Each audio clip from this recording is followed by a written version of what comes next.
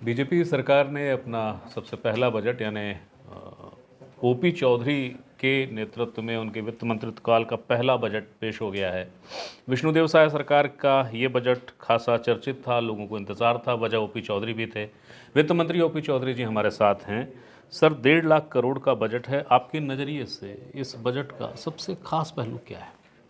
हाँ, सबसे बड़ी बात ये ज्ञान को समर्पित है, गरीब, युवा, अन्नदाता और नारी को, ये सबसे महत्वपूर्ण बात है। वेलफेयर स्कीम्स को बड़े पैमाने पर लाने के बावजूद भी हम कैपेक्स में 20% की ग्रोथ का लक्ष्य लेकर इस बजट को हमने तैयार किया है और वह एक महत्वपूर्ण बिंदु है।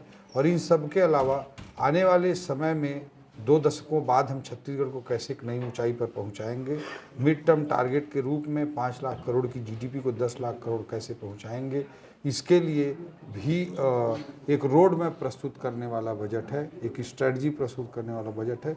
इस दृष्टिकोण से मैं इस बजट को अलग मानता हूँ। देखिए, बजट और उसके जो टेक्निकल शब्द होते हैं वो आम जनता के लिए बड़े जटिल कठिन हो जाते हैं। सरल शब्दों में पूछ लेता हूँ। एक बात कही जाती है कि उधार लेके उधार माफ़ किया मैंने, ये अब तक की नीति रही है, हमने देखा है बीते 5 सालों में खासकर। क्या आपका बजट या आपके वित्त मंत्रित्व काल में प्रदेश इस नीति से बच जाएगा जिसको क्लिष्ट भाषा में चारवाक दर्शन कहते हैं, ऋण करो, ऋण ले लो और घी पी लो, उससे बचेगा छत्तीसगढ़? देखिए, छत्तीसगढ़ कोई भी एक डेवलपिंग जो इकोनॉमी होती है उसमें कर्ज लेकर क्या किया जा रहा है वो ज़्यादा महत्वपूर्ण होता है।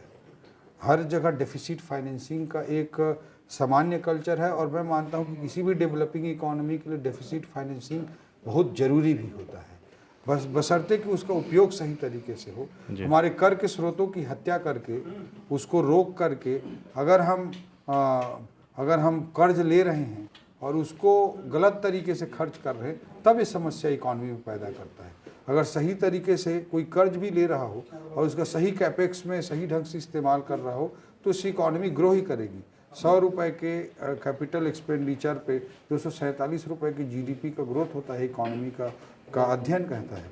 तो खर्च, अगर कोई कर्ज लिया भी गया है तो उसका खर्च कैसे किया जा रहा है वो अधिक महत्वपूर्ण है। ओपी जी, आखिरी सवाल है मेरा, प्रदेश के खजाने में मजबूती हो, इसके लिए कोई ठोस काम हुआ क्या कि हाँ, ये एक हमने एक ऐसा स्ट्रक्चर खड़ा किया है, इससे आय होगी, आय बढ़ेगी, ऐसा कोई एक आपको लग रहा है? निश्चित रूप से हमारे पास स्टेट के राजस्व को बढ़ाने के 3 बड़े एरिया दिखाई देते हैं। एक स्टेट का जीएसटी में रिफॉर्म्स एक बड़ा जरिया बन सकता है, एक माइनिंग में रिफॉर्म्स और माइनिंग सेक्टर में कुछ जो सही कदम हो वो एक बड़ा जरिया बन सकता है, और एक्साइज में एक बड़ा जरिया होता है किसी भी स्टेट के एक्सचेकर के लिए।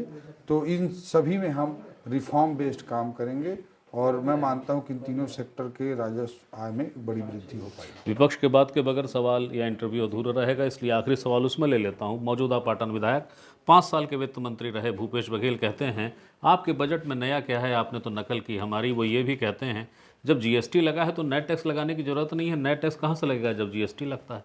क्या कुछ कहना चाहेंगे उनको? अब भूपेश बघेल जी की बातों पर मैं क्या प्रतिक्रिया करूं, उनको तो टैब से भी आपत्ति थी, टेक्नोलॉजी से आखिर भूपेश बघेल जी की इतनी नफरत क्यों है?